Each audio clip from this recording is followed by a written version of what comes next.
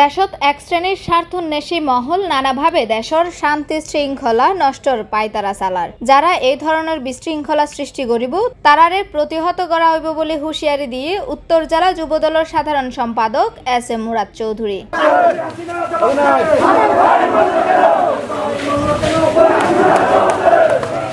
জুলাই ৭ তারিখ বুধবার ২ রাঙ্গুনিয়া উপজেলার পদুয়া ইউনিয়ন যুবদল ও ছাত্রদলের আয়োজনত শান্তি ও সম্প্রীতি সমাবেশত প্রধান অতিথির বক্তব্যত তিনি এই আহ্বান জানায়। আমাদেরকে ধৈর্যের সাথে সমস্ত অপশক্তির মোকাবেলা করতে হবে।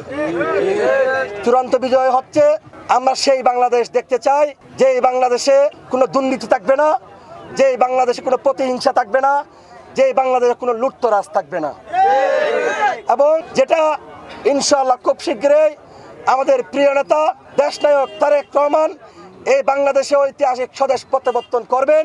উনি যেভাবে দীর্ঘ ১৭ বছর বাংলাদেশের নির্যাতিত নিপীড়িত মানুষদের পাশে থেকেই নেতৃত্ব দিয়েছেন, ইনশাআল্লাহ উনি খুব শীঘ্রই আমাদের মাঝে সরাসরি নেতৃত্ব দিবেন ইনশাআল্লাহ। তিনি আরো হয়ে বিএনপির ভারপ্রাপ্ত চেয়ারম্যান তারেক রহমানের নির্দেশনা অনুযায়ী বিয়াগুণের দেশ গঠনত ভূমিকা পালন করণ করিব এবং দেশ পাহারাদন করিব, শান্তিপূর্ণভাবে বিয়াগুণের সহ অবস্থান নিশ্চিতকরণ করিব। আমাদের নেতা আমাদেরকে নির্দেশনা দিয়েছেন, আমরা কোনো অরাজকতায় বা আমরা কোনো বিধ্বংসী রাজনীতিতে বিশ্বাসী নয়, আমরা সৃষ্টির রাজনীতিতে বিশ্বাসী, আমরা সম্প্রীতির রাজনীতিতে বিশ্বাসী।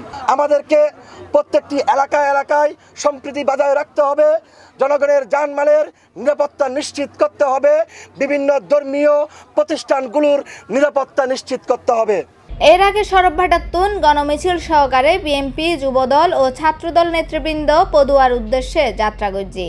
এ সময় পথে পথে দলীয় নেতৃবৃন্দ ও সাধারণ মানুষের লগে শুভেচ্ছা বিনিময় করা হয়। পরে পদুয়া শান্তি সমাবেশত বক্তব্য দিয়ে এস.এম. মুরাদ চৌধুরী লুটপাটের পক্ষে বিএনপি ছিল না, এখনো নেই, আগামীতেও থাকবে না।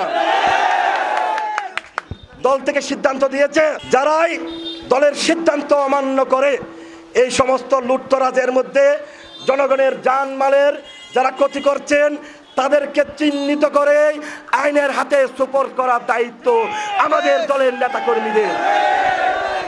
এ সময় উপস্থিত আছিল জেলা যুবদল, দক্ষিণ রাঙ্গুনিয়া থানা যুবদল ও পদুয়া ইউনিয়ন যুবদলের অসংখ্য নেতৃবৃন্দ সহ সাধারণ ছাত্র জনতা। মনের ডায়েরিতে লেখা আছে, হাইব্রিড হয়ে আমাদের দলের ক্ষতি করতে আসবেন না। C+ চট্টগ্রাম।